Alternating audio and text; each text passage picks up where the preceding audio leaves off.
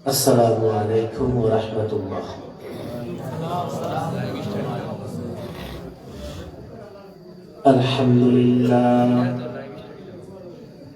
আলহামদুলিল্লাহ নাহমাদুহু ওয়া নাস্তাঈনুহু ওয়া নাস্তাগফিরুহু ওয়া নু'মিনু বিহি ওয়া নাতাওয়াক্কালু আলাইহি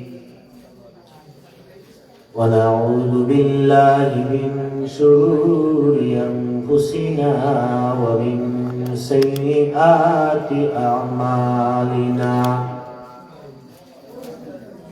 من يهده الله فلا مضل له ومن يضلل فلا هادي له ونشهد أن لا إله إلا الله وحده لا شريك له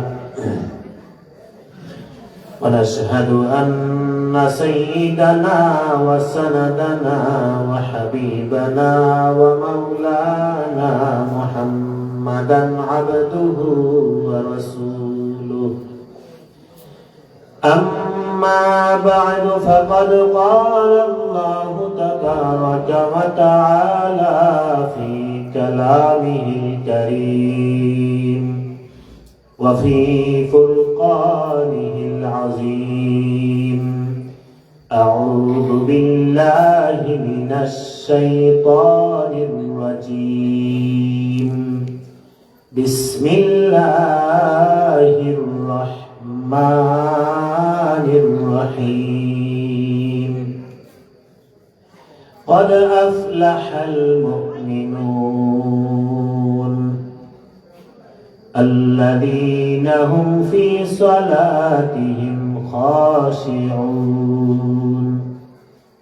والذين هم عن اللغو معرضون والذين هم للزكاة فاعلون. قال تعالى في شان حبيبه ومحبوبه مخبرا وآمرا: إن الله وملائكته يصلون على النبي يا أيها الذين آمنوا صلوا عليه وسلموا تسليما. اللهم صل على مولانا محمد وعلى آل سيدنا مولانا محمد. يا خير من دفنت بالقاع أعظمه فطاب من طيبهن القاع والأكم.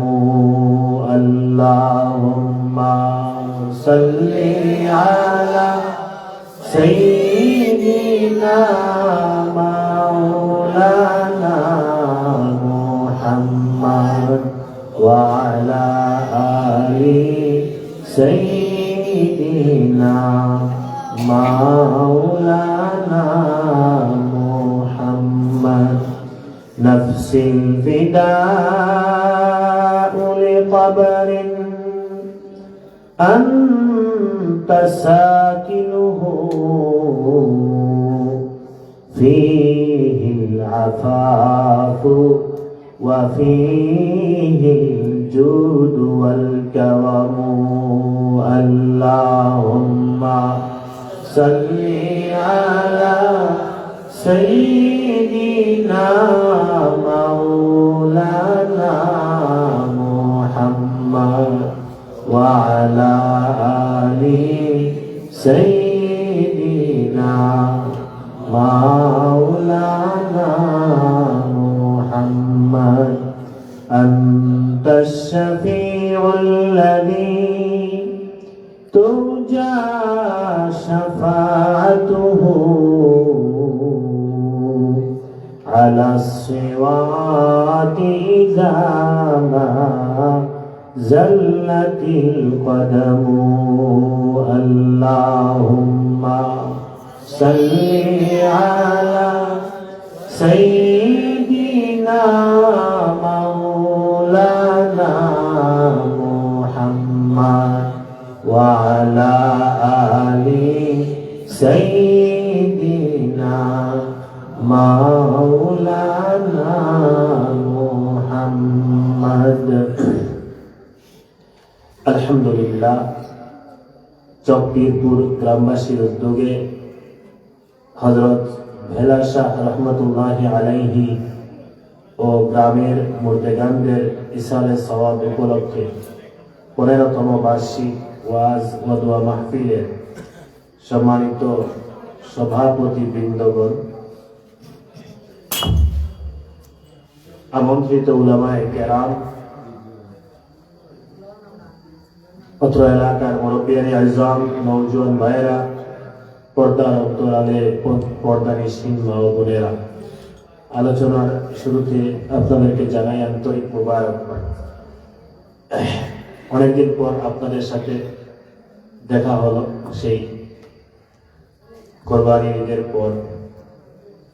হয়তো অনেকের সাথে বিভিন্ন জায়গায় দেখা হতে পারে, এখানে আসা হলো ঈদের পর।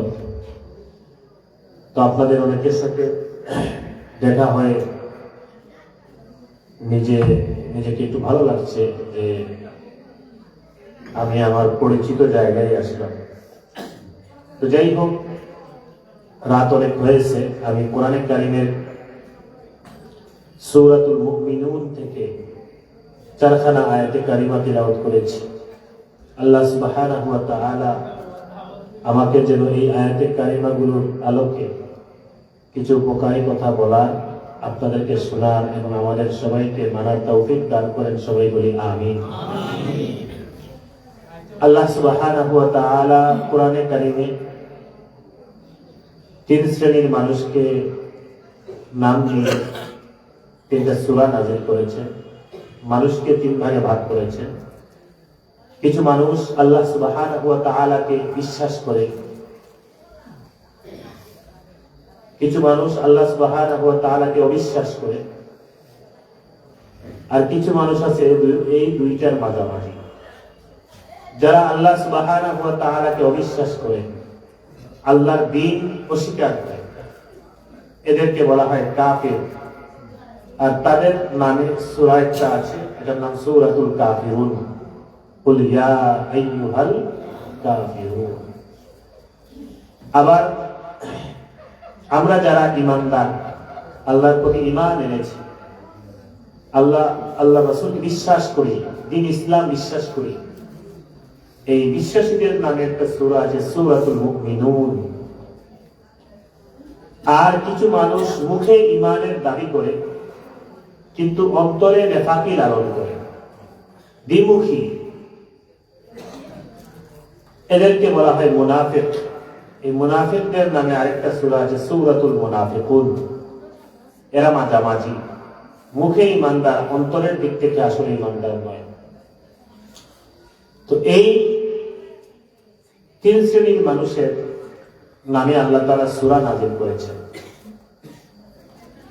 আমি যে আয়াতে কারিমাগুলো তেলাওয়াত করেছি, এগুলো হচ্ছে সূরাতুল মুমিনুন এর শুরুর দিকে 4টা আয়াত। সূরাতুল মুমিনুন এর শুরুতে আল্লাহ সুবহানাহু ওয়া তাআলা বেশ কিছু গুণ বলেছেন মুমিনদের। এই গুণগুলো বলার পরে আল্লাহ বলছেন উলাইকা হুমুল ওয়ারিসুন। যেই মুমিনদের মধ্যে এই গুণগুলো পাওয়া যাবে, এরা হচ্ছে ওয়ারিস, উত্তরাধিকার। কিসের উত্তরাধিকার, কিসের ওয়ারিস? আল্লাযীনা ইয়ারিসুনাল ফিরদাউস, এরা হবে জান্নাতুল ফিরদাউসের ওয়ারিস। সবাই বলে আলহামদুলিল্লাহ। হুম ফিহা খালিদুন, এই জান্নাতুল ফেরদাউসে এরা চিরস্থায়ী থাকবে। প্রথমে বেশ কিছু গুণ বলেছেন, আর এই গুণগুলো বলার পরে গিয়ে ফলাফল বলছেন যে মুমিন যারা এই গুণের বৈশিষ্ট্যের অধিকারী হবে, এদের ফলাফল হচ্ছে, এদের যাজা হচ্ছে উলাইকা হুমুল ওয়ারিসুন, এরা ওয়ারিস হবে, উত্তরাধিকার হবে, মালিক হবে। আল্লাযীনা ইয়ারিসুনাল ফিরদাউসা, কোন কিসের মালিক হবে? বলে জান্নাতুল ফিরদাউসের মালিক হবে, উত্তরাধিকারী হবে। হুম ফিহা খালিদুন, আর সেখানে তারা প্রবেশ করবে তো করবে, আর কখনো বের হবে না, চিরস্থায়ী থাকবে। তাহলে কোন গুণগুলোর কথা আল্লাহ বলার পরে, মুমিনদের কোন বৈশিষ্ট্যগুলো বলার পরে এই ঘোষণা দিলেন যে এরা জান্নাতের ওয়ারিস হবে, জান্নাতুল ফেরদাউসের ওয়ারিস হবে। এই গুণগুলো আমরা আলোচনা করার চেষ্টা করব। সময় সংক্ষিপ্ত হওয়ার কারণে হয়তো সবগুলো বিস্তারিত বলা যাবে না, এজন্য আমি কয়েক আয়াত তিলাওয়াত করেছি। যদি এটা শেষ করা যায় তাহলে আরো আয়াত বাড়াবো ইনশাআল্লাহ। আল্লাহ সুবহানাহু ওয়া তাআলা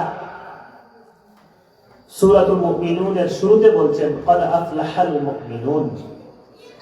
মুমিন যারা আল্লাহ এবং আল্লাহকে যারা বিশ্বাস, আল্লাহ এবং আল্লাহর রাসূলকে যারা বিশ্বাস করবে, অবশ্যই তারা সফল কাম হবে, অবশ্যই তারা দুনিয়া এবং আখিরাতে পাস করবে, তারা ফেল করবে না।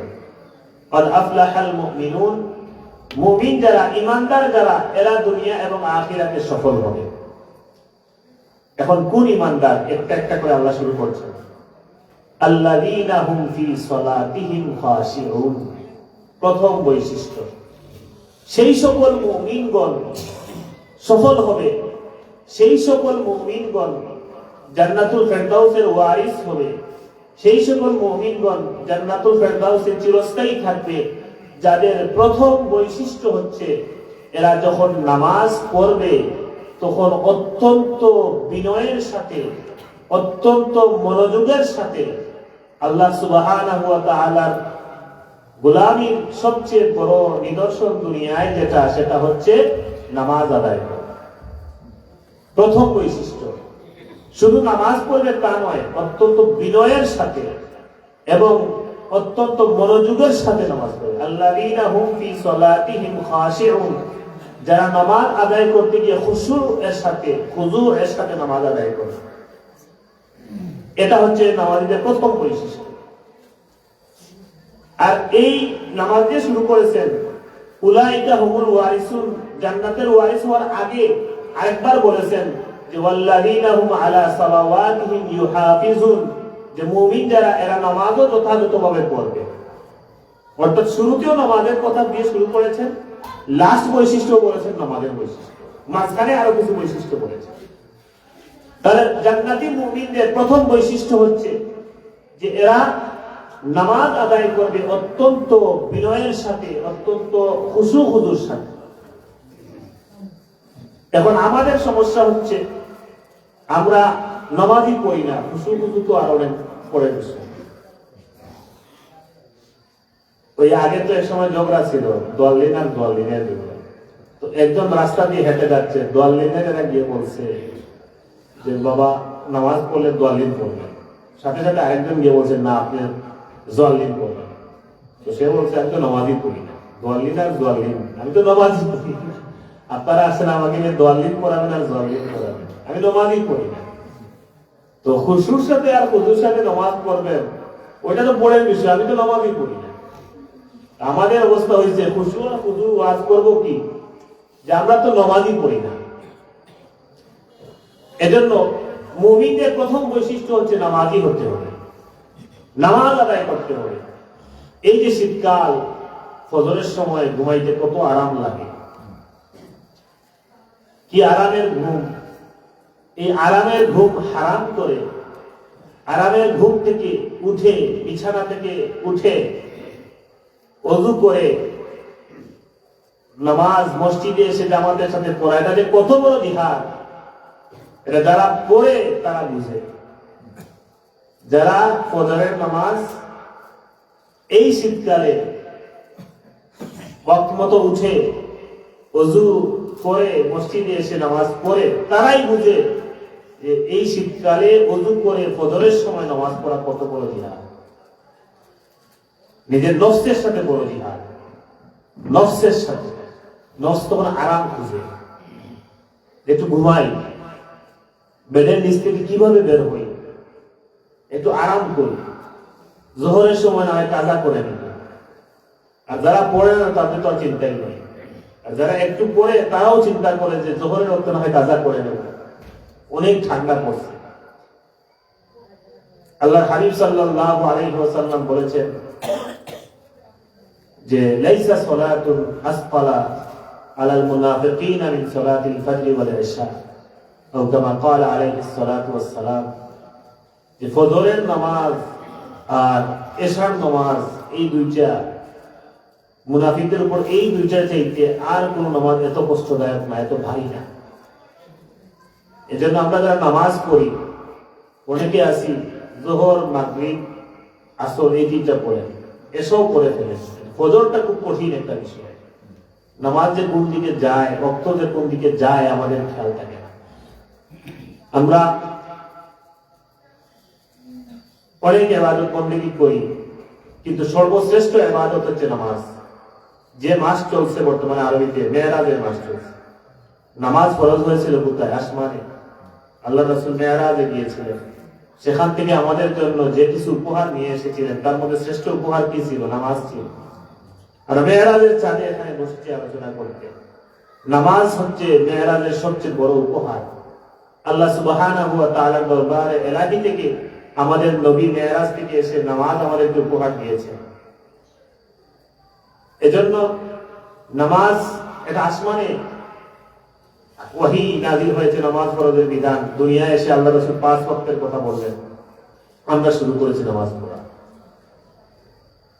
এই নামাজ খুশু-খুশুর সাথে আদায় করতে হয়, কিন্তু আমরা নামাজ পড়ি না। আল্লাহর হাবিব সাল্লাল্লাহু আলাইহি ওয়াসাল্লামের জিন্দেগি যদি আপনি রিসার্চ করেন, শুরু থেকে শেষ পর্যন্ত দেখবেন প্রতিটা জায়গায় তিনি আল্লাহর হককে সবচেয়ে বেশি গুরুত্ব দিয়েছেন, মানে নামাজকে বেশি গুরুত্ব দিয়েছেন। আমরা মিলাদুন নবীর মাস আসলে অনেক মিলাদুন নবীর মাহফিল করি, কিন্তু মিলাদুন নবীর একটা শিক্ষার মধ্যে একটা বড় শিক্ষা হচ্ছে, আল্লাহর হাবিব সাল্লাল্লাহু আলাইহি ওয়াসাল্লাম দুনিয়ায় আসার পরে সর্বপ্রথম যে কাজটা করেছিলেন, যে তিনি আল্লাহকে সিজদা করেছিলেন। আম্মা জানা আমিনা রাদিয়াল্লাহু তাআলা আনহা বলেন, ফাহাদানি আল-মাকাত ফাওয়াদাতু মুহাম্মাদান সাল্লাল্লাহু আলাইহি ওয়াসাল্লাম ফানাযারতু ইলাইহি ফাইদান হুয়া সাজিদ।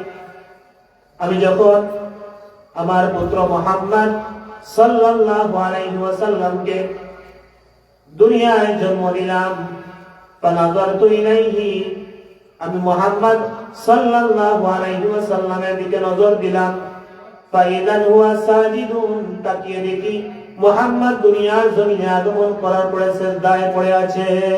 সুবহানাল্লাহ, দুনিয়ায় আগমন করেই সিজদা করতেছে আল্লাহ সুবহানাহু ওয়া তাআলা। তো আল্লাহর হাবিব সাল্লাল্লাহু আলাইহি ওয়াসাল্লাম দুনিয়ায় আসার পরে প্রথমে সিজদা করেছেন আল্লাহকে। এই সিজদা, এই ইবাদতটা কোন ইবাদতে আছে? নামাজে আছে। কোন ইবাদতে আছে? না কোন ইবাদতে আছে? হজে আছে।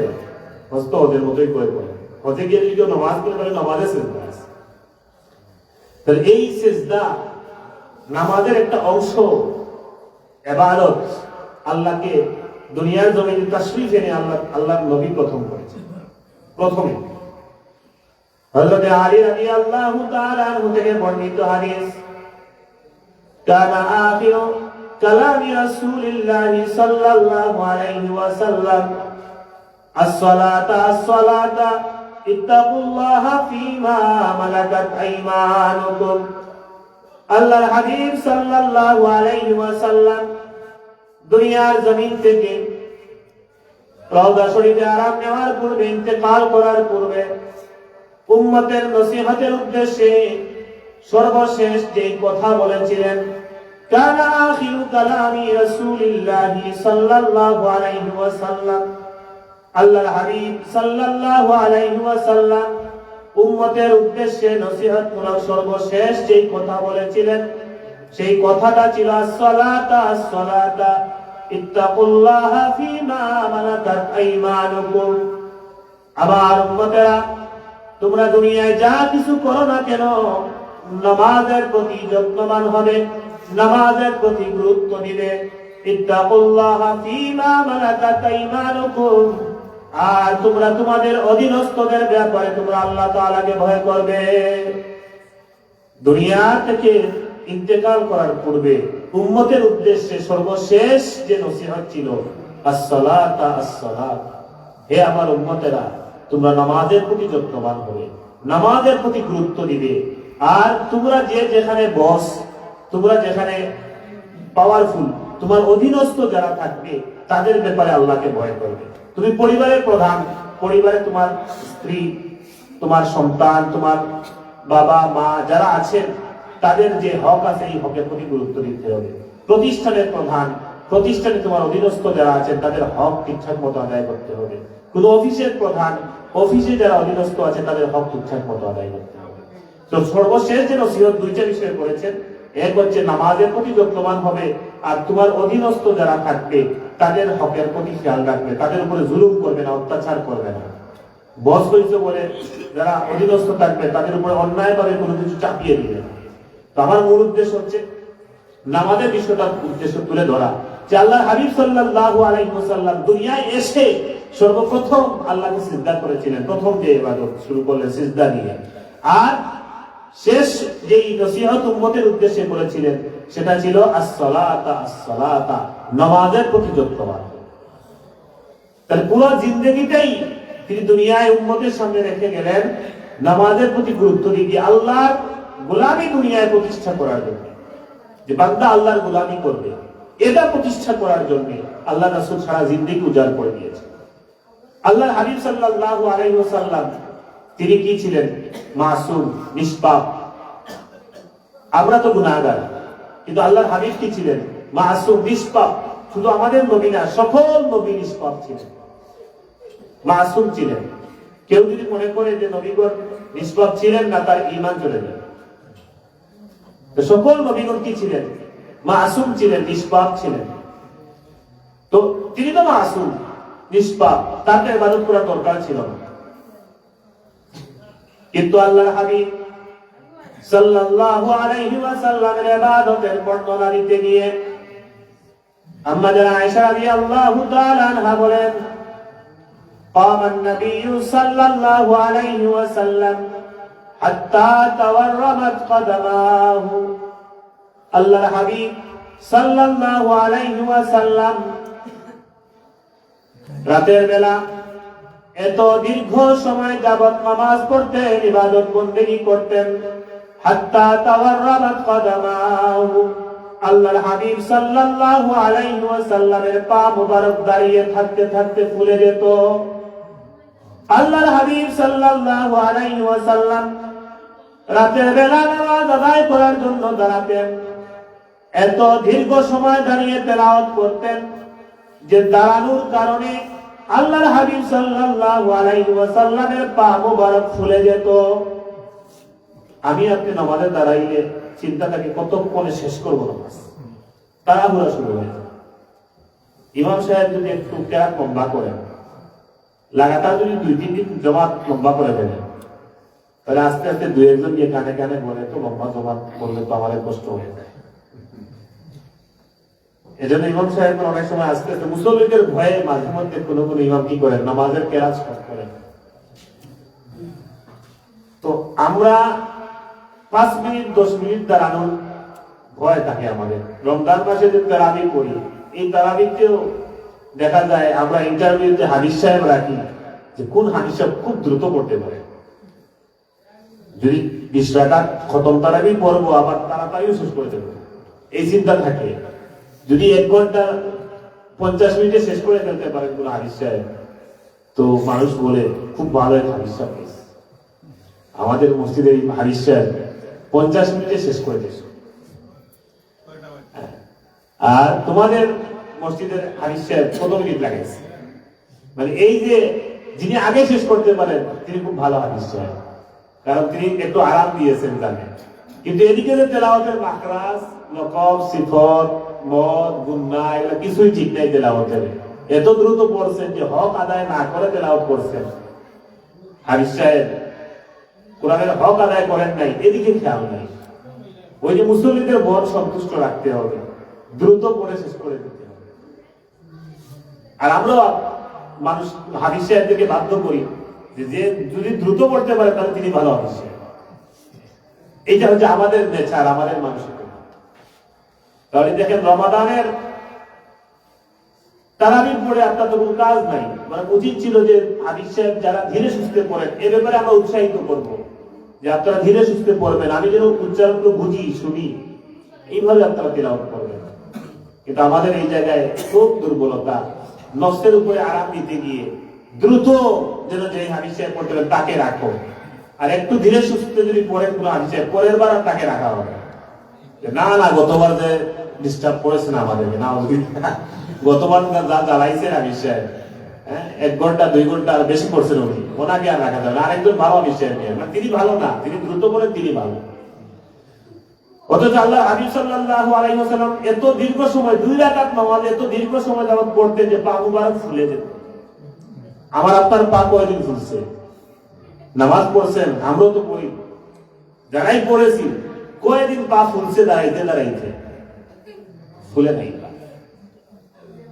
অথচ কামান নবী সাল্লাল্লাহু আলাইহি ওয়াসাল্লাম হাত্তা তাওয়াররামাত কদামাহু, আল্লাহর হাবিব সাল্লাল্লাহু আলাইহি ওয়াসাল্লাম এত দীর্ঘ সময় দাঁড়িয়ে নামাজ পড়তেন, এত দীর্ঘ সময় কোরআন তিলাওয়াত করতেন যে দাঁড়ানোর কারণে আল্লাহর হাবিব সাল্লাল্লাহু আলাইহি ওয়াসাল্লামের পা মুবারক ফুলে যেত। আম্মা জান আয়েশা রাদিয়াল্লাহু তাআলা আনহা প্রশ্ন করেন, গাফারাল্লাহু লাকা মা তাকদ্দামা মিন যামবিকা গাফারাল্লাহু লাকা মা তাকদ্দামা মিন যামবিকা ওয়া মা তাআখার। ইয়া রাসূলুল্লাহ, ইয়া হাবিবাল্লাহ, আপনার তো আগ পিছের কোনো গুনাহ নাই, আপনি তো নিষ্পাপ, আপনি তো মাসুম, তাহলে আপনি কেন এত দীর্ঘ সময় দাঁড়িয়ে নামাজ আদায় করেন? আল্লাহর হাবিব সাল্লাল্লাহু আলাইহি ওয়াসাল্লাম জবাবে বলেন, আফালা আকুনু আবদান শাকুরা। আয়েশা, আল্লাহ সুবহানাহু ওয়া তাআলা যে আমাকে মাসুম নিষ্পাপ বানিয়ে দুনিয়ার জমিনে পাঠিয়েছেন, আল্লাহ যে আমাকে এত এত নিয়ামত দিয়েছেন, আমি কি আমার রবের নিয়ামতের শুকরিয়া আদায় করব না? আল্লাহর হাবিব সাল্লাল্লাহু আলাইহি ওয়াসাল্লাম শুধুমাত্র শুকরিয়া আদায় করতে গিয়ে এত দীর্ঘ সময় যাবত নামাজ পড়েছেন যে পা মুবারক ফুলে যেত।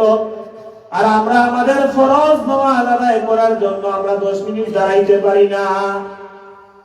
তিনি শুকরিয়াতার নামাজ আদায় করতে গিয়ে দীর্ঘ সময় দাঁড়াইতেন। আর আমরা ফরজ ইবাদত এইটা আদায় করতে আমরা 10-15 মিনিট নিয়ে ধীরে সুস্থে নামাজ পড়ার মন মানসিকতা আমাদের নেই। একবারে লাস্টে মসজিদে আসবো আর ফার্স্টে বের হয়ে যাবো, লাস্টে মসজিদে আসি আর ফার্স্টে বের হয়ে যাই, এটা হচ্ছে আমাদের অভ্যাস। আমরা আল্লাহ রাব্বুল আলামিনের জান্নাতে যেতে চাই, কিন্তু 24 ঘন্টার মধ্যে 2 ঘন্টা আল্লাহকে দিতে চাই না।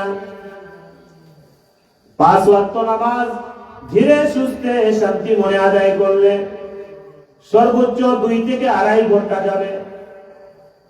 সারাদিন 24 ঘন্টার মধ্যে আল্লাহ সুবহানাহু ওয়া তাআলা 20 ঘন্টা আমাদেরকে দিয়ে দিলেন দুনিয়াদারি কাজ করার জন্য, কিন্তু 3 থেকে 4 ঘন্টা বা 2 থেকে 2.5 ঘন্টা সময় 5 ওয়াক্ত নামাজে সর্বোচ্চ লাগবে যদি ধীরে সুস্থে নামাজ পড়ি। 24 ঘন্টার মধ্যে 2-4 ঘন্টা আল্লাহকে দিতে চাই না, কিন্তু সেই আল্লাহর তৈরি করা জান্নাতে আমরা সবাই যেতে চাই। 24 ঘন্টার মধ্যে 2 ঘন্টা আল্লাহকে দিতে চাই না, কিন্তু জান্নাতে আবার সবাই যদি বলি কে কে জান্নাতে যেতে চান, সবাই এক হাত না 2 হাত তুলে বলবো যে আমরা জান্নাতে যেতে চাই, কিন্তু যা জান্নাতে যাব তার জন্য 2 ঘন্টা আমরা দিতে চাই না। আপনি যদি কাউকে দিন মজুর হিসেবে রাখেন আপনার বাড়িতে কাজ করেন না,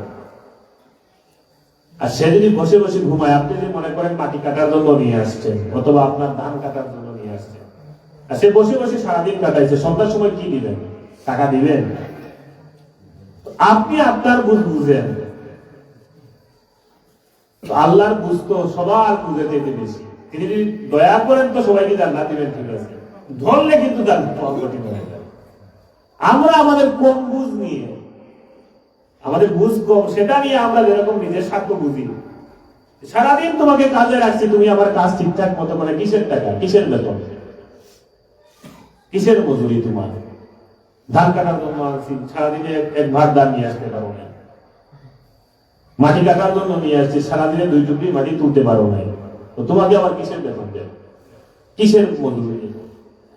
তো আল্লাহ তাআলা আপনাকে আমাকে দিনে 5 ওয়াক্ত নামাজ ফরজ করে দিয়েছেন, নামাজ আদায় করি না, আবার আল্লাহর কাছে আমরা আশা করি যেন জান্নাতে যেতে চাই, যেন জান্নাতটা পাই।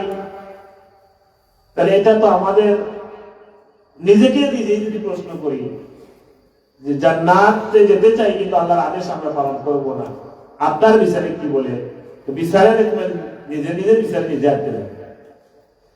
তো আল্লাহর হাবিব সাল্লাল্লাহু আলাইহি ওয়াসাল্লাম শুরুতে সিজদা দিয়ে শুরু করেছেন, শেষ নসিহত ছিল উম্মতের জন্য নামাজ পড়া। আম্মা জান আয়েশা রাদিয়াল্লাহু তাআলা আনহা বলেন, আল্লাহর হাবিব সাল্লাল্লাহু আলাইহি ওয়াসাল্লাম যেই অসুস্থতার মাধ্যমে ইন্তেকাল করেছিলেন, ওই অসুস্থতার সূচনাটা তিনি এভাবে বলছেন যে একদিন আল্লাহর হাবিব সাল্লাল্লাহু আলাইহি ওয়াসাল্লাম এশার নামাজ পড়ার জন্য ওযু করেছেন। ওযু করেছেন, ওযু করার পরে মসজিদে নববী, তো আম্মা জান আয়েশা রাদিয়াল্লাহু তাআলা ঘর থেকে কাছে বের হবেন, কিন্তু হঠাৎ করে মাথায় খুব ভারী অনুভব করতেছে, মাথা ভারী হয়ে গেছে। অতিরিক্ত ভারী হওয়ার কারণে আল্লাহর হাবিব সাল্লাল্লাহু আলাইহি ওয়াসাল্লাম শুয়ে পড়লেন। মাথা এত ভারী হয়েছে যে তিনি মসজিদে যেতে পারছিলেন না, শুয়ে পড়েছেন। অনেকক্ষণ পরে আবার হুঁশ ফিরে আসছে, সজাগ হলেন। আল্লাহর হাবিব সাল্লাল্লাহু আলাইহি ওয়াসাল্লাম আম্মা জান আয়েশা রাদিয়াল্লাহু তাআলা আনহাকে জিজ্ঞাসা করেন যে আসাল্লান নাস, আমার সাহাবীরা কি এশার নামাজ পড়েছে? তারা জবাব দিলেন, লা হুম ইয়ান্তাজিরুনাকা ইয়া রাসূলুল্লাহ, তারা এখনো নামাজ পড়েন না ইয়া রাসূলুল্লাহ, তারা আপনার অপেক্ষা করছে, আপনার ইমামতিতে নামাজ পড়বেন। আল্লাহর হাবিব সাল্লাল্লাহু আলাইহি ওয়াসাল্লাম আবার ওযু করলেন, আবার যাবেন, আবার মাথা ভারী হয়ে গেছে, আবার অসুস্থ হয়ে পড়লেন, আবার বিছানায় শুয়ে গেছেন। এইরকম 4 বার ওযু করেছেন, 4 বার দাঁড়িয়েছেন যাওয়ার জন্য, কিন্তু শরীরটা এভাবে অসুস্থ হয়ে গেছে যে মসজিদে যেতে পারছেন না। 4র্থবারের পরে আল্লাহর হাবিব সাল্লাল্লাহু আলাইহি ওয়াসাল্লাম আদেশ করলেন, মুরু আবা বকর ফায়ুসাল্লি লিন-নাস, তোমরা আবু বকরকে আদেশ করো, আমার পক্ষ থেকে জানিয়ে দাও, সে যেন মানুষকে নিয়ে জামাত পড়ে, নামাজ পড়ে, ইমামতি করে।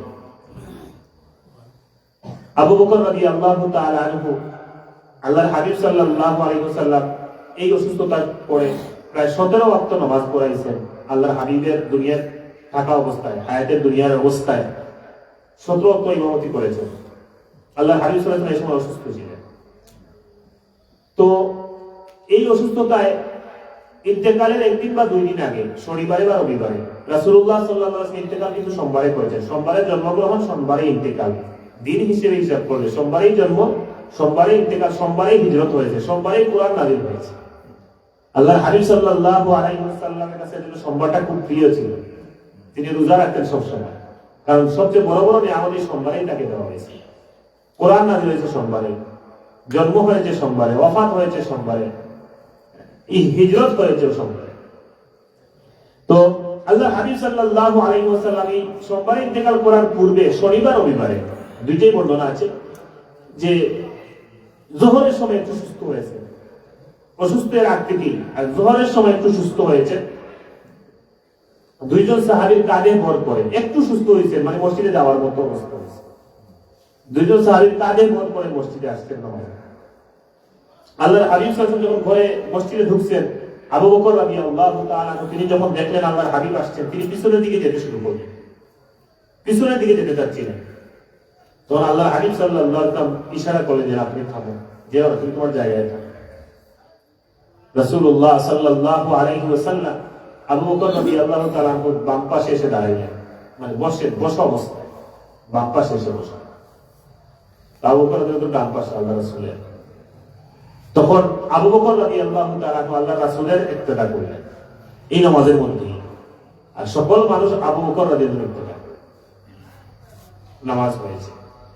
আমি যেটা বলতে চাচ্ছি যে রাসূলুল্লাহ সাল্লাল্লাহু আলাইহি ওয়াসাল্লাম একটু সুস্থ হওয়ার পরে, যে এর আগে মসজিদে আসার মতো শারীরিক অবস্থা ছিল না শেষ মুহূর্তে, কিন্তু একটু যখন শরীরের শক্তি আল্লাহ দিয়েছেন আবার, তখন তিনি দুই সাহাবীর কাঁধে ভর করে মসজিদে এসেছেন। আমাদের কোনো উজর নাই, কিন্তু আমরা মসজিদে মুখী না। কোনো উজর নাই, আমরা মসজিদ মুখী না। এটা গল্প কোথায় বলেছিলাম যে এক ব্যক্তির গরু মসজিদে এসে ঢুকছে, তো বাকিরা বলতেছে, মসজিদে যারা আছে মুরব্বিয়ান বা ইমাম সাহেব ভাইরা যারা ছিলেন, আরে মসজিদে গরু ঢুকছে, তুমি দেখো নাই গরু? গরু তোমার দেখে রাখা দরকার না?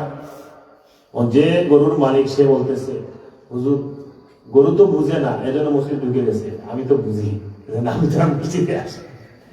মানে গরু বুঝে না এজন্য মসজিদে ঢুকছে, আর সে বুঝে এজন্য মসজিদে আসে, না বুঝে মসজিদে ঢুকছে। এটা কথা প্রসঙ্গে মনে পড়লো তাই বললাম। তো মানুষ এত বুঝদার যারা মসজিদে আসে না, অবলা প্রাণী মসজিদে চলে আসে। তো আল্লাহর হাবিব সাল্লাল্লাহু আলাইহি ওয়াসাল্লাম কাঁধে হাত, দুই সাহাবীর কাঁধে ভর করে মসজিদে এসেছেন। শারীরিক অবস্থা এতটাই দুর্বল ছিল, আমাদের একটু অসুবিধা হলে আমরা নামাজই পড়ি না, মসজিদে আসা তো দূরের কথা, আর বড় উজর হইলে তো আর নামাজকে মাফ মনে করি। কিন্তু আল্লাহর হাবিব সাল্লাল্লাহু আলাইহি ওয়াসাল্লাম উম্মতের সামনে দৃষ্টান্ত রেখে গেছেন যে এই অবস্থায়ও আমি মসজিদে গিয়ে নামাজ পড়েছি। আল্লাহর হাবিব সাল্লাল্লাহু আলাইহি ওয়াসাল্লাম এরপরে যখন সোমবারে সকালে ফজরের সময় আবু বকর রাদিয়াল্লাহু তাআলা নামাজ পড়তেছিলেন, যেই সকালে ইন্তেকাল করেন, তখন আমাদের আয়েশা রাদিয়াল্লাহু তাআলা বলেন, রাসূলুল্লাহ সাল্লাল্লাহু আলাইহি ওয়াসাল্লাম ঘরের দরজার পর্দা সরাইছেন। তো রাসূলুল্লাহ সাল্লাল্লাহু আলাইহি ওয়াসাল্লাম পর্দা সরাইতে তার নূরের ঝলক গিয়ে মসজিদে পড়েছে, চেহারার ঝলক মসজিদে পড়েছে। আবু বকর রাদিয়াল্লাহু তাআলা বুঝলেন যে আল্লাহর রাসূল মনে হয় আবার আসবেন, যে আবার পিছনের দিকে আদব নামাজের মধ্যে আল্লাহর হাবিব সাল্লাল্লাহু আলাইহি ওয়াসাল্লামের প্রতি দেখেন তাজিম।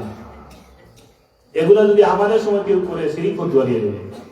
আমাদের একদল মানুষ আছে সব জায়গায় শিরিক খুঁজে, বলে তো শিরিক করে ফেলছে, সব জায়গায় শিরিক খুঁজে।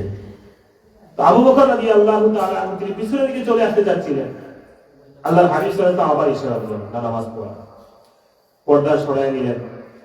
আমাদের আয়েশা রাদিয়াল্লাহু তাআলা বলেন, আল্লাহর হাবিব তখন বলছিলেন, আলহামদুলিল্লাহ মা মিন নাবিয়্যিন ইয়াতাওয়াফাহুল্লাহু হাত্তা ইয়াউম্মাহু রাজুলুম মিন উম্মতিহি। আল্লাহর শুকরিয়া আদায় করছি যে আমি আমার জিন্দেগিতে যে পরিশ্রম করেছি, এই দুনিয়ায় আল্লাহর উলুহিয়ত প্রতিষ্ঠা করতে গিয়ে, তার গোলামি যেন বান্দারা করে, এটা প্রতিষ্ঠা করতে গিয়ে আমি যে পরিশ্রম করেছিলাম তার সার্থক হয়েছে। আমি দুনিয়ায় আর না থাকলেও দুনিয়ায় ইমামতি করার মতো মানুষ আমি রেখে যেতে পারছি। সুবহানাল্লাহ। তখন তিনি মুচকি হাসি দিয়েছিলেন। চিন্তা করেন, রাসূলুল্লাহ সাল্লাল্লাহু আলাইহি ওয়াসাল্লাম শেষ যে হাসিটা হেসেছিলেন উম্মতের নামাজের দৃশ্য দেখে। সুবহানাল্লাহ। আজও আমরা যে আমল করি, রওজা শরীফে আমাদের আমল ভালো হোক আর মন্দ হোক, আল্লাহ রাসূলের রওজা শরীফে পেশ করা হয়। আল্লাহর হাবিব সাল্লাল্লাহু আলাইহি ওয়াসাল্লাম ইরশাদ করেন, হায়াতি খায়রুল লাকুম তুহাদ্দিসুনা ওয়া নুহাদ্দিসু লাকুম ওয়া ওয়াফাতি খায়রুল লাকুম তুরাদু আলাইয়া আমালুকুম ফাইন রাআইতু খায়রান হামিদতুল্লাহ আলাইহি ওয়া ইন রাআইতু শাররান ইস্তাগফারতুল্লাহ লাকুম আও কামা ক্বালা আলাইহি সালাতু ওয়াস সালাম। আল্লাহর হাবিব সাল্লাল্লাহু আলাইহি ওয়াসাল্লাম বলেন, আমার হায়াত, দুনিয়ার হায়াতের জিন্দেগি, এটা তোমাদের জন্য কল্যাণকর, আমার ওয়াফাতও তোমাদের জন্য কল্যাণকর। আমি দুনিয়ায় আসি, এটাও যেমন তোমাদের জন্য কল্যাণকর। দুনিয়া থেকে চলে যাওয়ার পর রওজা শরীফে আরাম করব, এটাও তোমাদের জন্য কল্যাণকর। ফামা রাআইতু মিন খাইরিন হামিদতুল্লাহ আলাইহি। কারণ আমি দুনিয়ার জমিনে আসি, তোমরা আমার সাথে কথা বলো, আমি তোমাদের সাথে কথা বলি। আর দুনিয়ার জমিন থেকে যখন আমি বিদায় নেব, তোমরা দুআলাইয়া আমালুকুম, আমার রওজা শরীফে তোমাদের আমল সমূহ উপস্থাপন করা হবে। দুনিয়ার জমিনে যে যা আমল করবে, নাম ধরে ধরে আমার রওজা শরীফে তোমাদের আমল নামাগুলো উপস্থাপন করা হবে। আপনার এই উম্মত এই আমল করেছে, এই উম্মত এই বলে আমল করেছে, সবকিছু আমার সামনে উপস্থাপন করা হবে।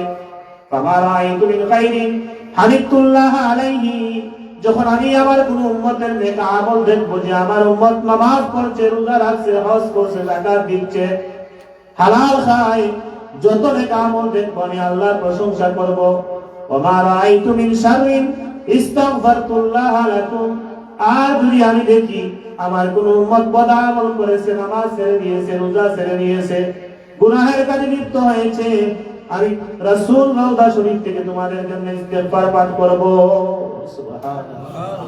আল্লাহর হাবিব সাল্লাল্লাহু আলাইহি ওয়াসাল্লাম হায়াত যেমন আমাদের জন্য কল্যাণ করেছিল, ওফাতও কল্যাণ করেছিল। কবর শরীফে, রওজা শরীফে আমাদের আমল সমূহ পেশ করা হয়, নাম ধরে ধরে। ভালো করলেও পেশ করা হয় যে আপনার অমুক উম্মত এই আমল করেছে, আপনার অমুক উম্মত এই আমল করেছে, এই নেক আমল করেছে, এই গুনাহের আমল করেছে। এবার চিন্তা করেন, আল্লাহর হাবিব সাল্লাল্লাহু আলাইহি ওয়াসাল্লাম যেই আমল থেকে খুশি হয়েছিলেন, এই আমলটা ছিল নামাজ। শেষ যে উম্মতের যে দৃশ্য দেখে আজও তিনি রওজা শরীফে খুশি হবেন যদি আমরা নামাজ ঠিকঠাক করি। এটা কোনো বলা যাবে না যে আমার আমল আল্লাহ রাসূলের কাছে পৌঁছানো হয় না, না, সবার আমল নাম ধরে ধরে আল্লাহ রাসূলের কাছে পেশ করা হয়। এখন আপনি চিন্তা করেন, আমি চিন্তা করা উচিত, তাহলে আমরা গুনাহ করলে সেটাও আল্লাহ রাসূলকে বলা হয়,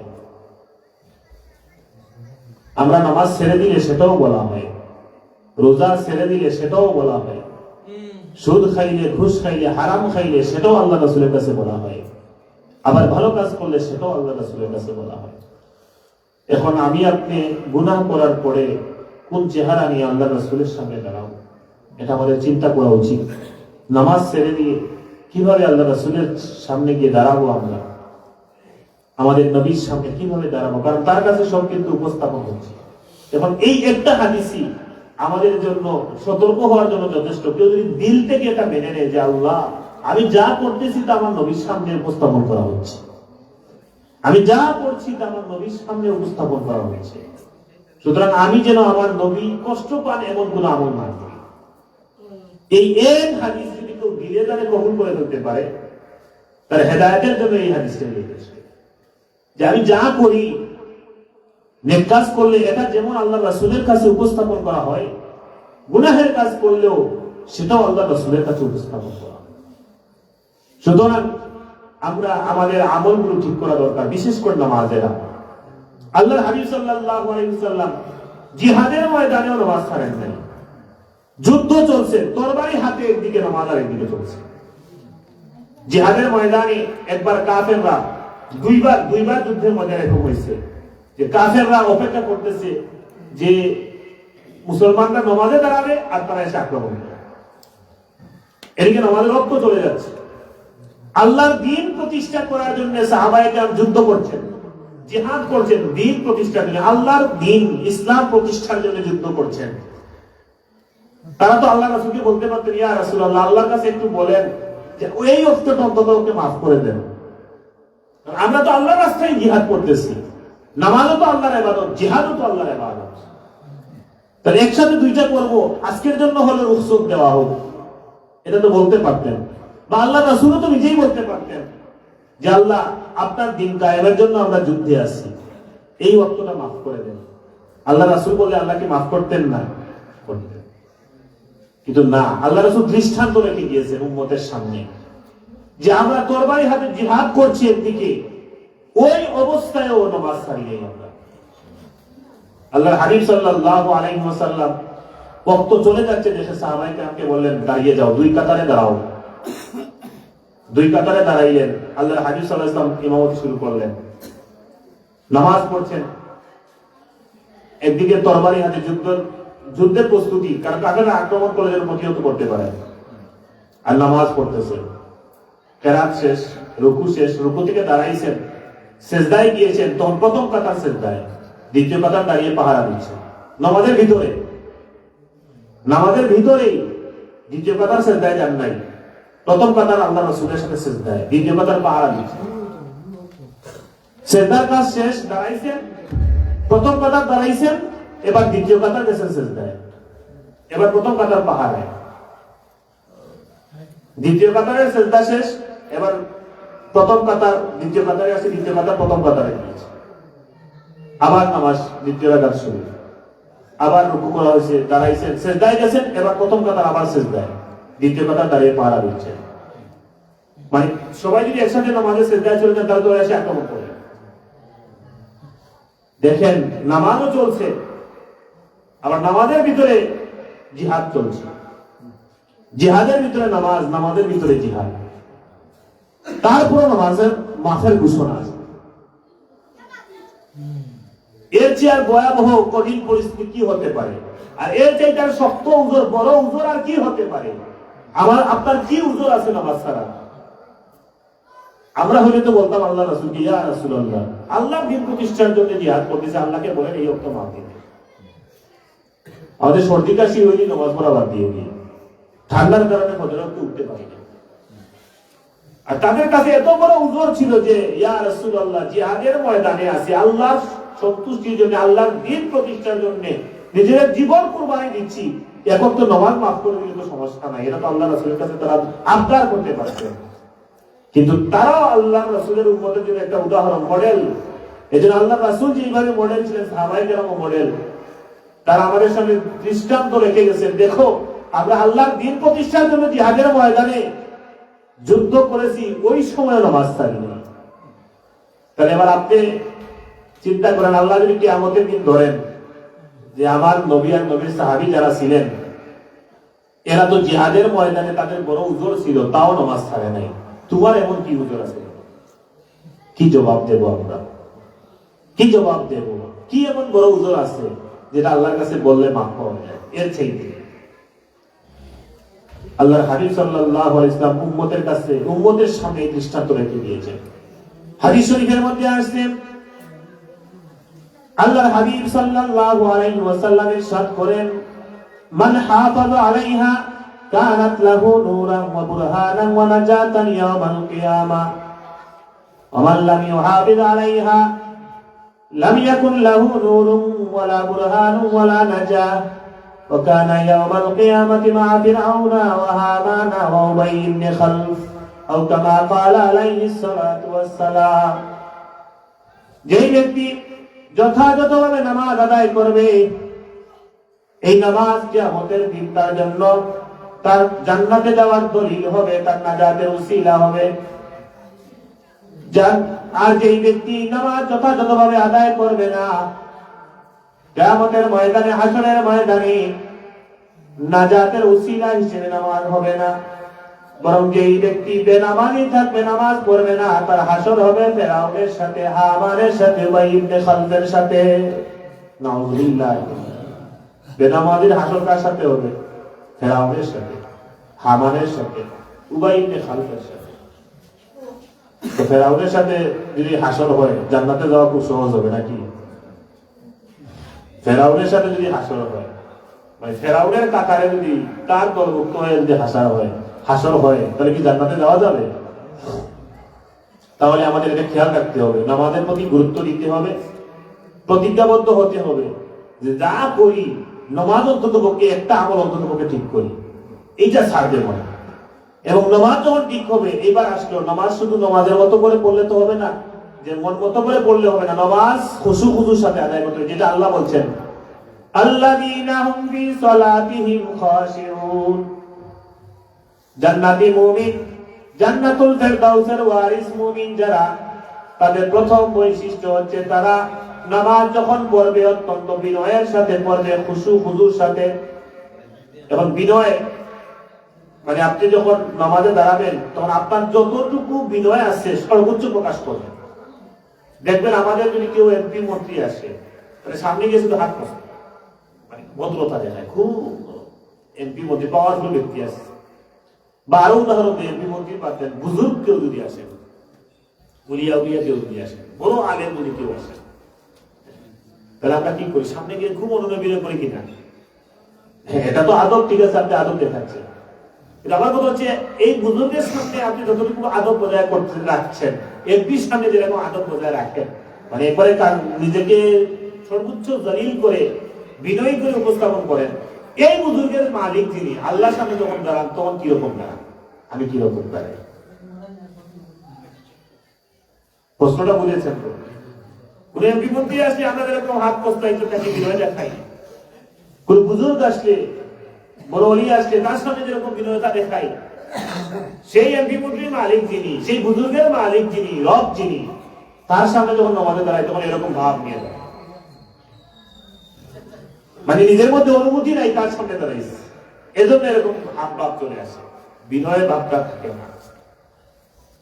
যদি আমাদের এই অনুভূতিটা থাকতো যে আমি তো আল্লাহর সামনে দাঁড়িয়েছি, অনুভূতিটা সেরকম যদি অনুভব করতাম, অনুভবটা যদি সেরকম থাকতো আমাদের, তাহলে আমাদের দাঁড়াইলে আমাদের এরকমই অবস্থা তৈরি হতো। আমাদের এই অবস্থা হয় না কেন? কারণ আমাদের অনুভূতিটা সেরকম এখন আসে না এই দিলের মধ্যে। এই কারণে আমরা নামাজে দাঁড়ালে আমাদের অনুভব বিনয়টা ওই রকম আসে না। কিন্তু আপনি দেখেন বাস্তবতা, আপনি দুনিয়ায় যখন এমপি মন্ত্রীর সামনে যান অথবা আপনার বুজুর্গের সামনে যান, সেখানে কিন্তু সবাই আমরা খুব কি হয়ে যাই, ভদ্র হয়ে যাই, নম্র হয়ে যাই। তাহলে আমাদের প্রশ্ন নিজেকে করা দরকার, আসলে আমরা সর্বোচ্চ বিনয় কার সামনে দেখানো দরকার? আল্লাহর সামনে দেখানো দরকার।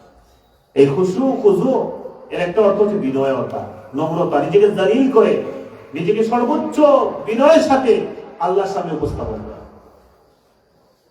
আর আরেকটা হচ্ছে মনকে হাজির রাখা, উপস্থিত রাখা। এখন আমাদের আরেকটা সমস্যা, মন তো শুধু দৌড়াদৌড়ি করে, নামাজে দাঁড়াইছি কিন্তু নামাজে দাঁড়ায় যে কাজে ব্যস্ত, মানে যে কাজ করি ওইটা হিসাব করা শুরু করি। মনে করেন ছাত্রছাত্রী যারা নামাজে দাঁড়ায় চিন্তা করে যে নামাজের পরে গিয়ে ওইটা পড়বো, এরপরে ওইটা পড়বো, নামাজের ভিতরে রুটিন করে পড়ালেখা রুটিন। ঘরের মহিলা যারা তারা নামাজে দাঁড়ানোর চিন্তা করেন যে এরপরে ওই তরকারি রান্না করবো, তারপরে ঘর ঝাড়ু দেবো, তারপরে বাসন মাজবো, নামাজের মধ্যে রুটিন হয় পরের কি কাজ করবে। ব্যবসায়ী তিনি চিন্তা করেন যে নামাজের পরে গিয়ে এই হিসাব করবো, ওই হিসাব বাকি আছে, ওই মাল আসে নাই, ওই মাল আসে। কৃষিকাজ যিনি করেন তিনি চিন্তা করেন নামাজের পরে এই কাজ করবো। মানে আমরা দুনিয়ায় যে কাজে ব্যস্ত, নামাজে দাঁড়াইলে পরে কি করব ওই রুটিনে ব্যস্ত হয়ে যায়। মিলিয়ে দেখতেন, এটাই সমস্যা হয় আমাদের, কম বেশি সবার হয়। এইটা থেকে নিজের দিলকে ফিরিয়ে আনতে হবে, এটা হয় সবার, কিন্তু এটা থেকে ফিরিয়ে নিজেকে নামাজের মধ্যে মনোযোগী করাটাই হচ্ছে আমাদের মূলটা। বারবার দিকে চলে যাবে, কিন্তু আবার এটাকে আপনাকে অনুশীলন করতে হবে। নামাজে মন অন্যদিকে যাবে, কিন্তু ফিরিয়ে নিয়ে আসবে যে না আমি নামাজে আসছি, মনকে যেতে দেবো না, মনকে সামনে রাখবো, এখানেই থাকবে, আমি আল্লাহর সামনে আছি, আমি নামাজ পড়ছি। সূরাগুলোর অনুবাদ জানা থাকে, অনুবাদের দিকে খেয়াল করবেন, অথবা মাখরাজ লক্ষণ তেলাওয়াতের দিকে মনোযোগ দিতে হবে। ইমাম সাহেব যখন তিলাওয়াত করবেন, ইমাম সাহেবের তেলাওয়াতের দিকে মনোযোগ দিতে হবে। অর্থ জানা থাকে, অর্থের দিকে মনোযোগ দিতে হবে। বান্দা যখন সূরা ফাতিহা পড়ে তখন এক আয়াত পড়ে আল্লাহ জবাব দেন। বান্দা বলে আলহামদুলিল্লাহি রাব্বিল আলামিন, আল্লাহ বলেন হামিদানি আবদি। বান্দা বলে আর রহমান, হামিদানি আবদি, আমার বান্দা আমার প্রশংসা করে। বান্দা বলে আর রহমানির রহিম, আল্লাহ বলেন আসনা আলাইয়া আবদি, আমার বান্দা আমার গুণকীর্তন করছে। বান্দা যখন বলে মালিক ইয়াউমিদ্দিন, আল্লাহ বলেন মাজ্জাদানি আবদি, আমার বান্দা আমার শ্রেষ্ঠত্বের বর্ণনা দিচ্ছে।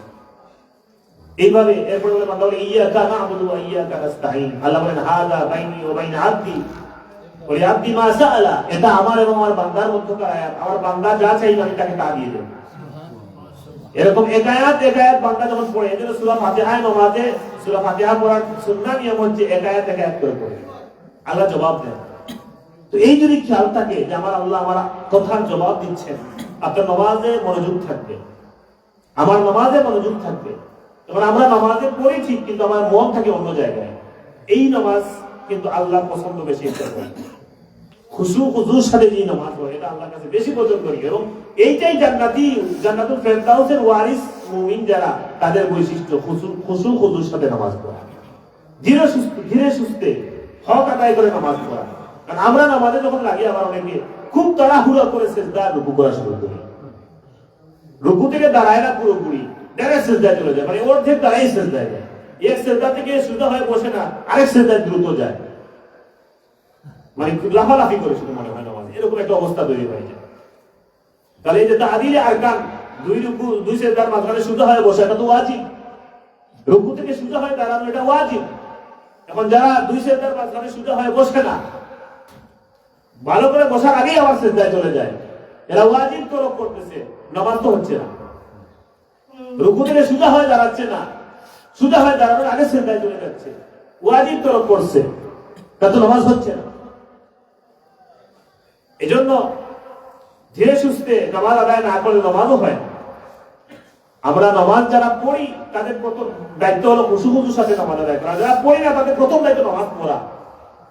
এই জন্য দুই শ্রেণীর মানুষই দরকার, অনেকে নামাজই পড়ি না তাদের নামাজ পড়তে হবে।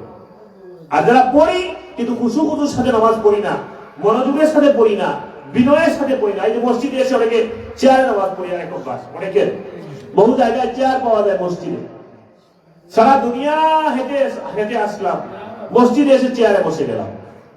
সারা দুনিয়া হেঁটে আসলাম, মসজিদে এসে চেয়ারে বসে গেলাম। তাহলে আপনি সারা দুনিয়া যেহেতু হাঁটতে পেরেছেন, মানে আপনার হাঁটার সক্ষমতা আছে, আপনি হাঁটতে পারেন, দাঁড়াইতে পারেন। যে দাঁড়াইতে পারে সে বসে নামাজ পড়লে হবে না, কারণ দাঁড়ানো তো ফরজ। নামাজে দাঁড়ানো কি ফরজ? ফরজ তরক করলে নামাজ হয় না। আর আপনি সারা দুনিয়া হেঁটে আসলেন, মসজিদে এসে চেয়ারে বসে গেলেন, তাতে আপনি ফরজ তরক করেছেন, নামাজ হবে না। চেয়ারে বসে যারা নামাজ পড়েন, কারা বসে পড়বে? যারা মাটিতে বসে সেজদা দিতে পারে না। মাটিতে বসে সেজদা দিতে পারে না, কিছু কাইফিয়াত আছে, সূরত আছে, দুই একটা সূরত। আমভাবে আমাদের একটু কোমরে ব্যথা করলে চেয়ারে বসে নেই, একটু কোমরে ব্যথা করলে এটা আমরা চেয়ারে বসে নামাজ পড়া শুরু করে দিই যে আমি তো একটু অসুস্থ। জি না, চেয়ারে সবাই বসে নামাজ পড়লে হবে না। এটা আপনার যদি এমন হয় ডাক্তার আপনাকে প্রেসক্রিপশনে বলেছে যে মাটিতে বসে সেজদা দিলে আপনার কোন সমস্যা হবে, বা আপনি পারেন না হাঁটুতে বা কোমরের মাটিতে সেজদা দিতে পারেন না, তখন আপনি পড়বেন চেয়ারে, কিন্তু আপনি দাঁড়াইতে হবে, আগে দাঁড়ানোর ফলে আদায় করতে হবে। তারপরে আপনি চেয়ারে বসে, হয়তো মাটিতে বসলে মাটিতে সেজদা দিতে পারেন না বলে আপনি চেয়ারে বসবেন, বসে ইশারায় বাকিটা আদায় করবেন। কিন্তু দাঁড়ানোর ক্ষমতা আপনার নষ্ট হলো কিভাবে? আপনার তো দাঁড়ানোর ক্ষমতা আছে। আবার যারা মাটিতে বসে সেজদা দিতে পারে, এ প্রয়োজনে প্রথম রাকাতে দাঁড়ায় নামাজ শুরু করবে। মাটিতে বসে আর দাঁড়াইতে পারতেছে না, এই শুরু যদি হয় তাহলে প্রথম রাকাত দাঁড়ায় শুরু করতে হবে। করে যখন সেজদায় গেল, সেজদা থেকে তো আর দ্বিতীয় রাকাতে উঠতে পারতেছে না, শারীরিক ক্ষমতা হারিয়ে গেছে, বাকি নামাজ তিনি বসে পড়বে। এই জন্য এক একজনের এক এক কাইফিয়ত, শারীরিক অবস্থার উপরে আলাদা মাসালা আসবে। একজনের এক মাসালার উপরে সবার মাসলা কেয়াস করলে হবে না। এখন যিনি উঠতে বসতে পারেন না, নর্মালি কষ্ট হয় না, হালকা কষ্ট হলেও দাঁড়াইতে পারেন, বসতে পারেন, তিনি ফুল নামাজই দাঁড়ায় বসে করবেন। কিন্তু এমন হতে পারে একজন ফুল সুস্থ মানুষ নামাজ শুরু করছে দাঁড়ায়া, কিন্তু হঠাৎ করে সেজদায় গিয়ে দাঁড়াইতে পারতেছে না, সে বাকি নামাজ বসেই আছে। এটা হচ্ছে এক একজনের এক এক মাসালা। এখন আমরা কোথা থেকে চেয়ার পাইলাম আর সবাই শুধু চেয়ারে গণহারে বসে নামাজ পড়ে? চেয়ারে বসে একটা বড় সমস্যা, খুশু থাকে না, কেমন একটা রাজা বাদশার ভাব চলে আসে, রাজা বাদশার ভাব চলে আসে একটা, এটা তো খুশু নষ্ট হয়। এজন্য যারা মাটিতে বসে নামাজ পড়তে পারেন, দাঁড়াইতে অসুবিধা, তিনি স্টার্ট করবেন দাঁড়িয়ে, সেজদায় দেওয়ার পরে প্রথম রাকাত আদায় করার পর দ্বিতীয় রাকাতে যদি এমন হয় যে উঠতেই পারতেছেন না, তাহলে বাকি নামাজ বসে পড়বেন। ওইটা হলো ওই মাসালা। উঠতে পারলে দাঁড়াইতে হবে, দাঁড়ায় কি আমাদের করে বাকি নামাজ পড়বে। এই জন্য এক একজনের এক এক শারীরিক অবস্থার উপর ডিপেন্ড করে মাসালা হবে। এমনকি দাঁড়াইতেই পারতেছেন না, বসতেই পারতেছেন না, শুয়ে নামাজ পড়বে, সেটা তো মাসালা আছে। চেয়ারে বসে আরামে ভাব দেখায়া নামাজ পড়বেন, একটু কোমরে ব্যথা করলে, একটু এই হলে সেই হলে, এটা নিজের নামাজ নষ্ট হচ্ছে। কিন্তু আপনি কষ্ট করে নামাজ পড়তেছেন কিন্তু নামাজ হচ্ছে না, এটা খুব খেয়াল করবেন। তো আমি যেই কথা থেকে আসলো যে চেয়ারে বসতে আরেকটা বিষয় হচ্ছে খুশু থাকে না, যে বিনয়তাটা থাকে না, কেমন যেন একটা বাদশাহী ভাব, আর একটা ভাব চলে আসে, একটু নিজেকে ওয়েটফুল দেখাতে, নিজের মধ্যে একটা ভাব নিয়ে আসতে। অনেকে অনেক সময় হালকা ব্যথা করলে চেয়ার নিয়ে এসে নামাজ পড়া শুরু। এজন্য নামাজ যেহেতু পড়বেন, যারা মসজিদে আসতে পারে, আমার বিশ্বাস সবাই দাঁড়াইতে পারে, বসতে পারে, সব করতে পারে। চেয়ারে বসার যে মসজিদে আসার মতো তো অভিজ্ঞতা থাকার কথা না শারীরিক অবস্থায়। যে ব্যক্তি চেয়ারে বসে নামাজ পড়বে সে তো হাঁটানি কথা না ভালো করে, আর বিভিন্ন সমস্যা হওয়ার কথা।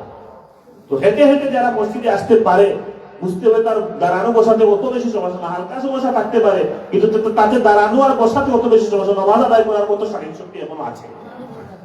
এজন্য আমরা এই বিষয়টাও খেয়াল রাখবো। তাহলে আমি প্রথম যে বিষয়টা আলোচনা করলাম, সংক্ষেপে আমি দ্বিতীয় যাবো, যে আমরা নামাজ পড়বো, যারা নামাজ পড়ি না কারণ নামাজ হচ্ছে সেই ইবাদত যেটা আল্লাহ রাসূল দুনিয়ায় এসে প্রথমে সিজদা দিয়ে নামাজের একটা অংশ আদায় করেছেন। দুনিয়া থেকে বিদায় নেওয়ার পূর্বে কাঁধে ভর করে মসজিদে এসে নামাজ পড়েছেন।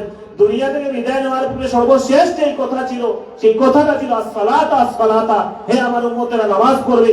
দুনিয়ায় থাকা অবস্থায় রাত দিন নামাজ পড়েছেন, পা মুবারক ফুলে গিয়েছে। দুনিয়ায় থাকা অবস্থায় জিহাদের ময়দানে যুদ্ধ করেছেন, নামাজ পড়েছেন, নামাজ ছাড়েন নাই। এই দৃষ্টান্তগুলো আল্লাহ রাসূল তার জীবনীতে রেখে গিয়েছেন। আমরা সেই দৃষ্টান্ত অনুসরণ করব এবং খুশুখুশুর সাথে নামাজ আদায় করার চেষ্টা করব। এটা হচ্ছে জান্নাতি মুমিনের প্রথম বৈশিষ্ট্য। দ্বিতীয় বৈশিষ্ট্য হচ্ছে ওয়াল্লাযীনা হুম আনিল লাগবি মুরিদুন।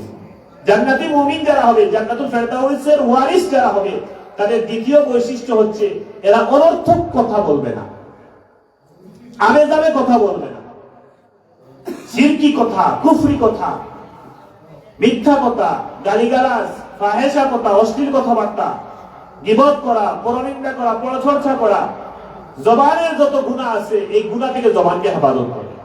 অনর্থক কথা বলবে না। জান্নাতি মুমিন যারা, এরা অনর্থক কথা বলবে না, যা বলবে কাজের কথা বলবে, নতুবা চুপ থাকবে। কারণ আমরা বসলেই একজন আরেকজনের সমালোচনা শুরু করি। দুইজন মানুষ বসলেই দেখবেন আরেকজনের সমালোচনা করে। কি হুজুর আর কি গয়রে হুজুর, কি আলেম আর কি গয়রে আলেম।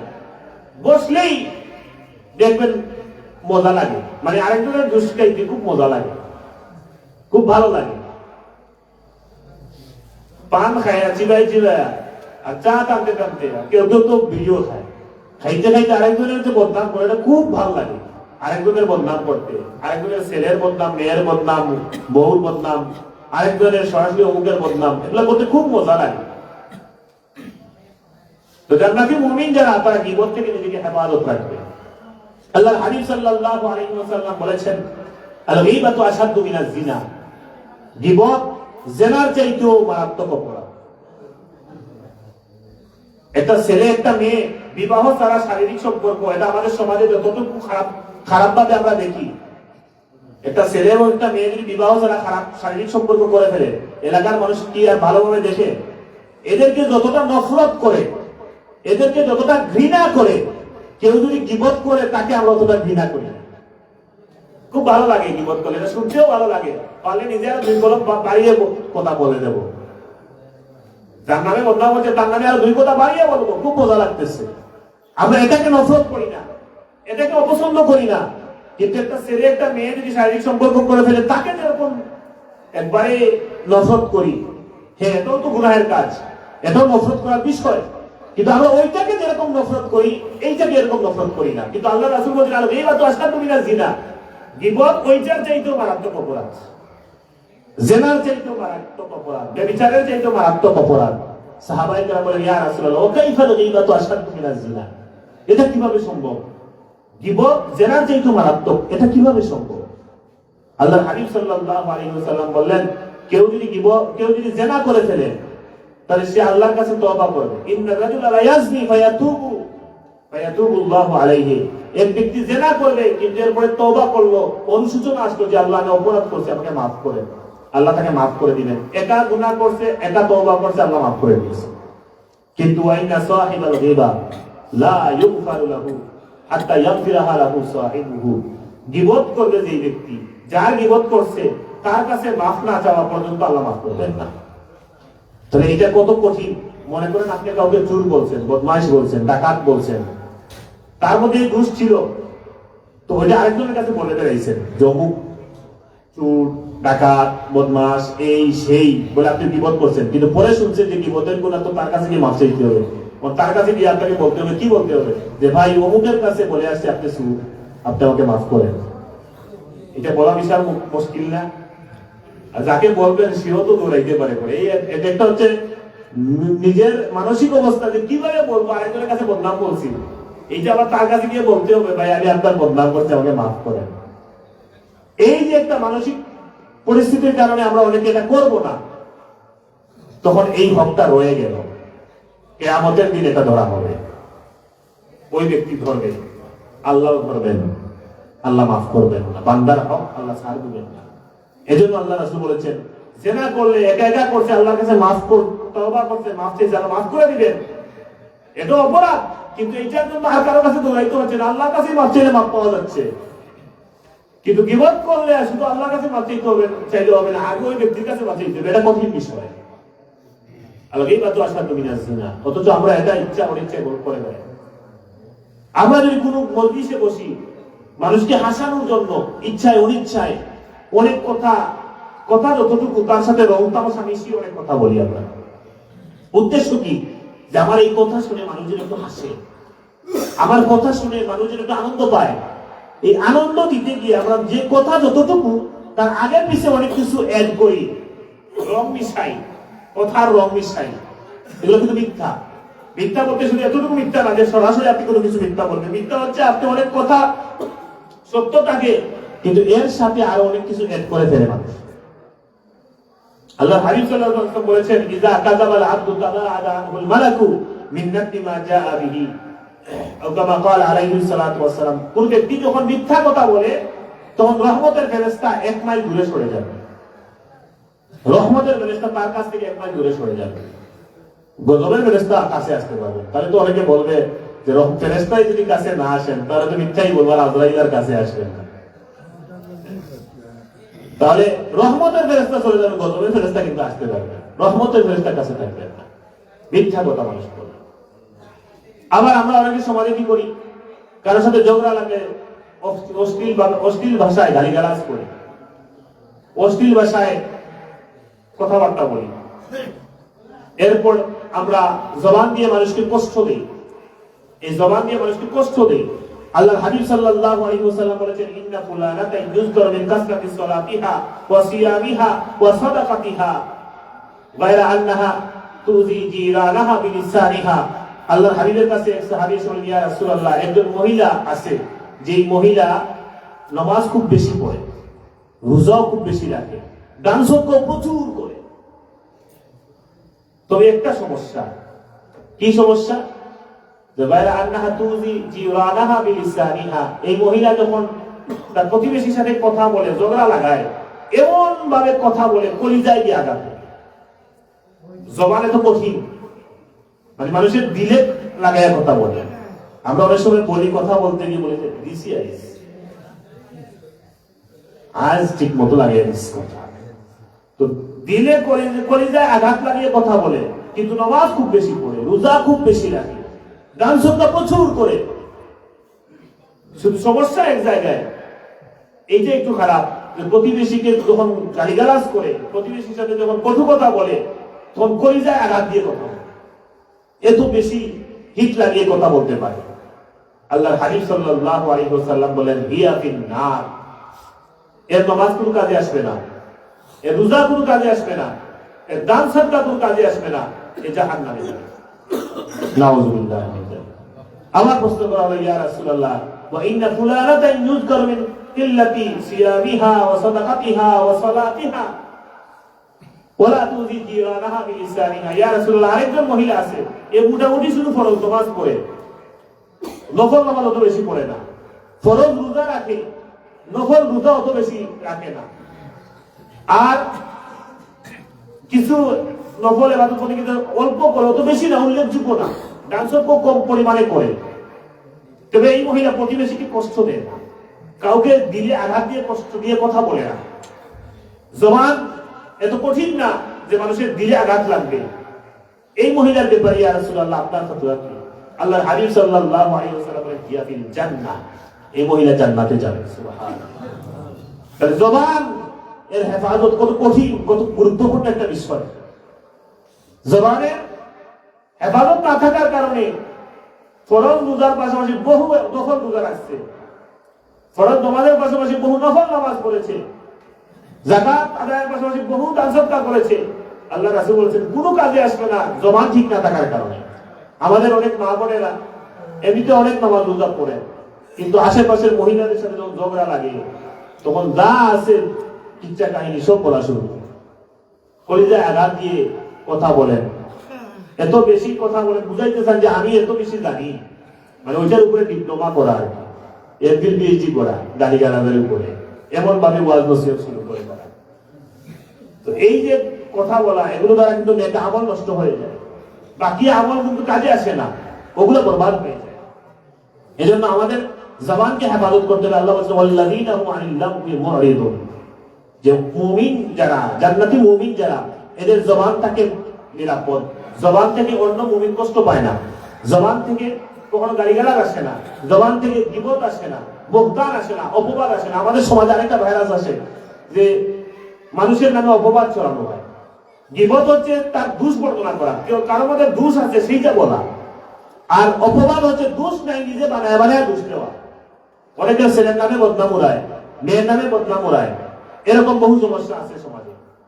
সমাজে বিভিন্ন জনের নামে বদনাম উড়ায় দেয়, বিভিন্ন ধরনের বদনাম উড়ায়। আল্লাহ রাসূল বলেছেন মান আইয়ারা আকাহু বিদামিন লাম ইয়ামুত হাত্তা ইয়ামালাহু, যেই ব্যক্তি তার অপর ভাইকে এমন অপবাদ দিল যে অপবাদ সে করে নাই, মনে রাখবা মৃত্যু হওয়ার আগে অন্তত পক্ষে যে ব্যক্তি অপবাদ করেছে সে এই কাজে জড়িত হবে। এটা না হওয়া পর্যন্ত, না করা পর্যন্ত তার মৌত হবে না। এদের অপবাদ দিলে সাবধানে দিবেন কাউকে। আল্লাহ রাসূল বলেছেন কাউকে অপবাদ দিলে যদি সত্যিকারতে সে এইরকম না করে থাকে আর আপনি অপবাদ দিয়েছেন, আপনার মৌতের আগে একবার হইলে আপনি অপরাধ করবেন।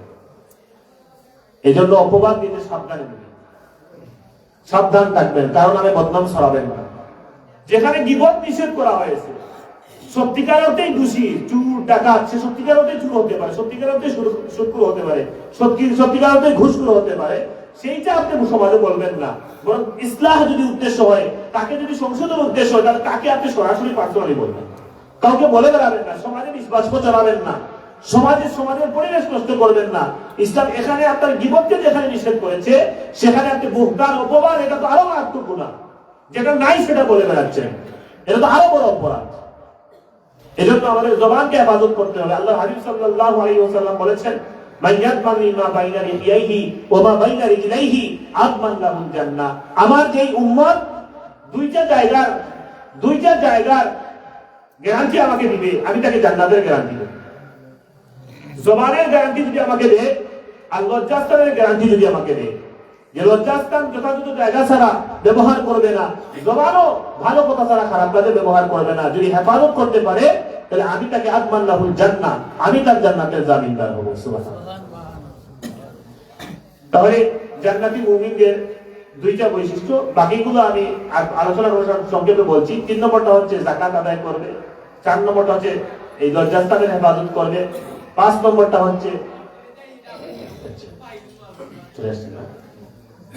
সাল্লাল্লাহু আলা সাইয়্যিদিনা মাওলানা মুহাম্মদ ওয়া আলা আলিহি ওয়া সাহবিহি ওয়া সাল্লাম। নারে তাকবীর, আল্লাহু আকবার, নারে রিসালাত, ইয়া রাসূলুল্লাহ, আহলে সুন্নাত ওয়াল জামাত জিন্দাবাদ জিন্দাবাদ জিন্দাবাদ জিন্দাবাদ, আহলে সুন্নাত ওয়াল জামাত। পদাধিকারী সাহেবের আগমন, শুভেচ্ছার স্বাগতম। আমাদের পক্ষ থেকে সালাম শুভেচ্ছা, আমাদের পক্ষ থেকে সিলসিলা ফুলতলি জিন্দাবাদ জিন্দাবাদ জিন্দাবাদ জিন্দাবাদ, সিলসিলা বদরপুরি জিন্দাবাদ জিন্দাবাদ জিন্দাবাদ জিন্দাবাদ, সিলসিলা বদরপুরি নারে তাকবীর।